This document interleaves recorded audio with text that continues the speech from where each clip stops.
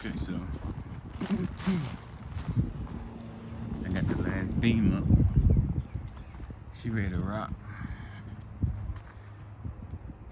Had to tweak it a little bit over there on that last one, but yeah, they're all up. They're all up. It looks pretty good too. Yeah. So you see where the opening is gonna be for the two doors, but that's a little bit later.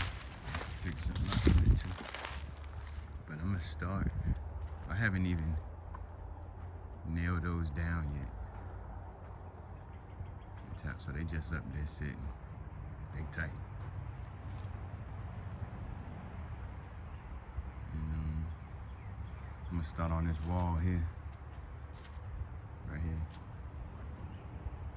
I guess I'm gonna just put them, I guess every 16 inches. And yeah, it's gonna be it. I'm gonna do it pretty easy too. I'm gonna do it. I probably not gonna have enough 2x4s. These particular ones I want. Plus they was a little bit cheaper too, you know? So I got that sucker. Alright, so it's the basic thing right here, like it's supposed to just, you know what I mean? So you're not going down, yeah, like that.